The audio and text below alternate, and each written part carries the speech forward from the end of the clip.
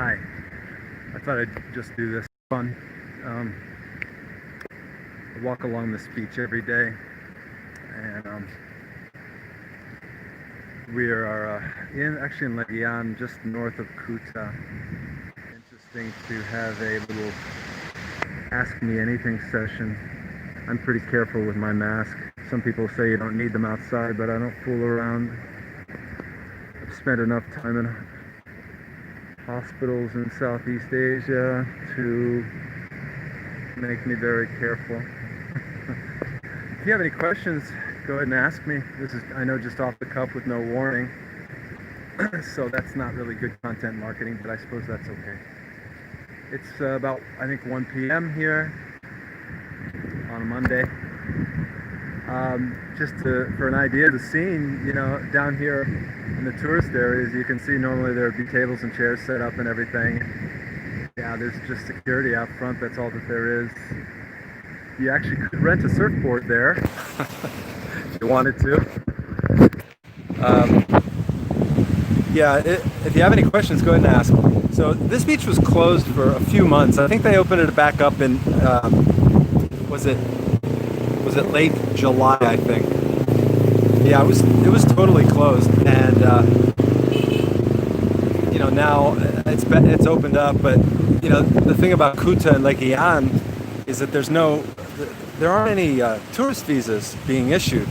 So the VOA, the visa on arrival, or the social visa is not being issued. So this particular area is going to be very, very slow right now.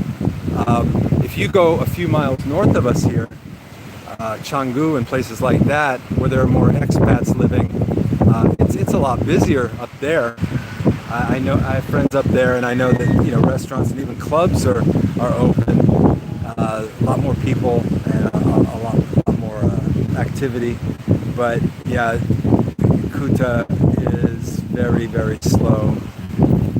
If you're an Aussie who comes every year, and you wouldn't recognize Kuta right now. And interestingly, I popped my nose up there about a week ago. I'd heard rumors that the Kuta McDonald's has closed. That's an institution here, 24 hours a day right on the beach. And that is closed, man. The golden arches are not even there. I think it's a permanent move, which was a little bit shocking, although maybe not so surprising after 8 or 9 months of this, right?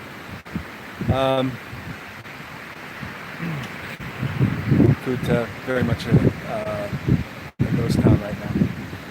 And it should be pretty obvious, but there's just been a huge exodus of not only Balinese who work down here and have had to go back to their villages here in Bali, but Indonesians too, who come from all over Indonesia to work here, since it's a very vibrant economy. And a lot of those folks have had to go home too.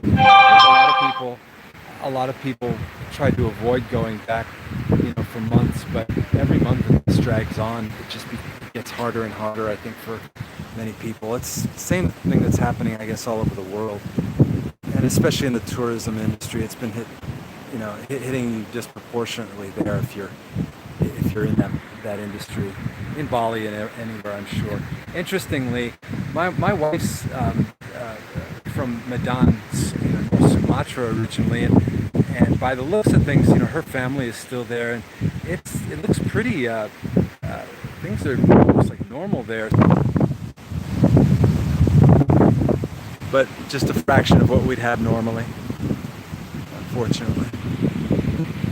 So I just read today that by the end of December, the government has plans to distribute the first round of the vaccine that hopefully will clear the third stage trial. This particular vaccine, I think, is Indonesian / Chinese, developed with Chinese help, I think. But I think there's a lot of efforts that are involving multiple countries, probably. And we'll see how that goes, or if it in fact does happen at the end of December.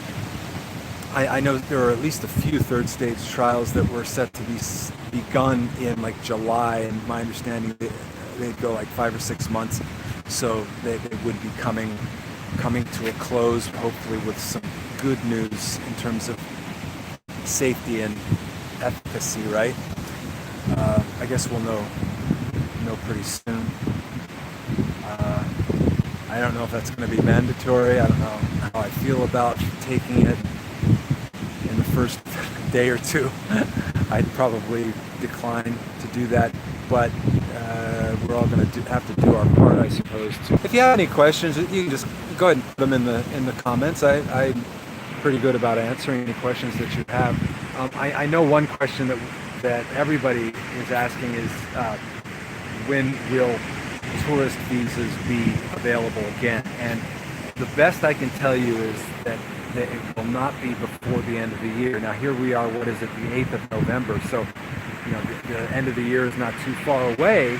And what you're looking for specifically is either the visa on arrival, 2 flavors of those is a 30-day and a 60-day, or the social visa, which allows you 60 days off the airplane, and then you can extend it up to 4 times for a max stay of 180 days. That's real good if you'd like to stay for more than 60 days, and not that difficult to get. You can actually get it.